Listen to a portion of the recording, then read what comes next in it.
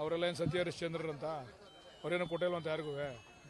ನೋಡ್ರಿ, ರಾಜಕೀಯ ಚುನಾವಣೆ ತಂತ್ರಗಾರಿಕೆ ಅಂದರೆ 106. ಮೋದಿಯವರು ಅಮಿತ್ ಶಾ ಅವರು ದುಡ್ಡು ಹಂಚಿಲ್ವೇನ್ರಿ ಎಲ್ಲುವೆ? ಪ್ರಾಮಾಣಿಕವಾಗಿ ಶ್ರೀರಾಮನ ಮೇಲೆ ಆಣೆ ಹೇಳಕ್ಕೆ ಹೇಳ್ರಿ ಬಿಜೆಪಿ ಅವ್ರಿಗೆ.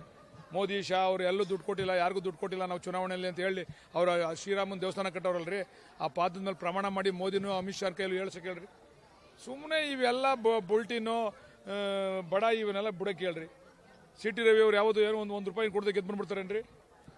ಕೇಳ್ರಿ, ಸಿ ಟಿ ರವಿ ಅವ್ರು ಏನೋ ₹1 ಕೊಡ್ದಂಗೆ ಇದುವರೆಗೂ ಗೆದ್ದು ಬಂದಿರೋದ್ರಲ್ಲಿ ಯಾರಿಗೂ ದುಡ್ಡು ಹಂಚಿಲ್ವ ಅಂತ ಪ್ರಾಮಾಣಿಕವಾಗಿ ಅವ್ರ ಕಾರ್ಯಕರ್ತರ ಕೇಳ್ರಿ.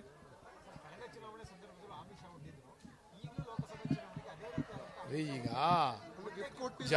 ಜನ ನಮ್ಮ ಆಮಿಷಕ್ಕೆ ಏನು ಒಳಗಾಗ್ಬಿಡಲ್ಲ ರೀ. ಜನ ತೀರ್ಮಾನ ಮಾಡಿದಾರೆ ರೀ. ನಾವು ಏನೋ ಒಂದು ಇದಕ್ಕೆ ಸಂಕ್ರಾಂತಿ ಹಬ್ಬಕ್ಕೆ ಕೊಡಬೇಕು ಅಂತ ಇದ್ದೋ, ಅದು ಸ್ವಲ್ಪ ಲೇಟ್ ಆಯಿತು. ಈಗ ಶಿವರಾತ್ರಿ ಹಬ್ಬಕ್ಕೆ ಒಂದು ಗಿಫ್ಟ್ ಕೊಡ್ತಾ ಇದ್ದೀವಿ ಅಷ್ಟೇ. ನಾವು ತಪ್ಪೇನು? ಹೊಸ ವರ್ಷಕ್ಕೆ ಅಂತಾನೆ ಮಾಡ್ದೋ, ಬರೋದು ಲೇಟ್ ಆಗ್ಬೇಕಲ್ಲ, ಬರೋದು ಲೇಟ್ ಆಯ್ತು ಸ್ವಲ್ಪ, ಅದರಿಂದ ಶಿವರಾತ್ರಿ ಹಬ್ಬದ ಪ್ರಯುಕ್ತ ಕೊಡ್ತಾ ಇದ್ದೀವಿ.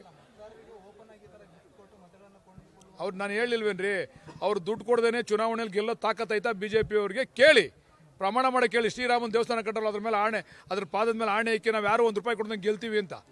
ಸುಮ್ಮನೆ ಬುಡಾಯಿ ಕೊಚ್ಚೋದು ಬೇಡ, ಸರಿಯಾಗಿ ಪ್ರಾಮಾಣಿಕವಾಗಿ ರಾಜಕಾರಣ ಮಾಡೋದು ಕಲ್ತ್ಕೊಳಕ್ಕೆ ಹೇಳ್ರಿ ಅವ್ರಿಗೆ.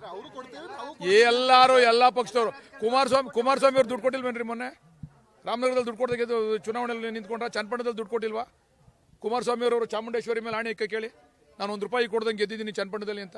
ಕಾರ್ಯಕರ್ತರಿಗಾಗಲಿ ಮತದಾರರಿಗಾಗಲಿ ಆಣೆ ಇಕ್ಸ್ತಾರೇನ್ರಿ? ಚಾಮುಂಡೇಶ್ವರಿ ಪಾದದ ಮೇಲೆ ಆಣೆ ಕೇಳಲಿ ಅವ್ರು ಕುಮಾರಸ್ವಾಮಿ ಅವರು, ನಾನು ₹1 ಕೊಡದೆ ಗೆದ್ದಿದ್ದೀನಿ ನಾನು ಚನ್ನಪಟ್ಟಣದಲ್ಲಿ ಅಂತ. ಸುಮ್ಮನೆ ಎಲ್ಲರೂ ಮಾಡೋದು ಅದೇ ಕೆಲಸ. ಎಲ್ಲರೂ ಗಾಜಿನ ಮನೇಲಿ ಅವ್ರಿಗೆ ಕಲ್ಯ ಕುಡಿಬೇಕು. ಒಬ್ರು ಜಾಸ್ತಿ ಕೊಡ್ಬೋದು, ಒಬ್ರು ಕಡಿಮೆ ಕೊಡ್ಬೋದು, ಕೊಡೋದ್ರಲ್ಲಿ ವ್ಯತ್ಯಾಸ ಇರ್ಬೋದು. ಕೊಡೋದು ಎಲ್ಲರೂ ಕೊಟ್ಟೆ ಕೊಡ್ತಾರೆ. ಅರೆ ನಾವೇನು ಸತ್ಯ ಹರಿಶ್ಚಂದ್ರ ಅಂತ ಹೇಳ್ಕೊತಾ ಇದೀವಾ? ನಾವು ಅವ್ರಂಗೆ ಬುಲ್ಟಿನ್ ಬಿಡಲ್ಲ, ನಾವು ಪ್ರಾಮಾಣಿಕವಾಗಿ ಮಾತಾಡ್ತೀವಿ ಅಷ್ಟೇ.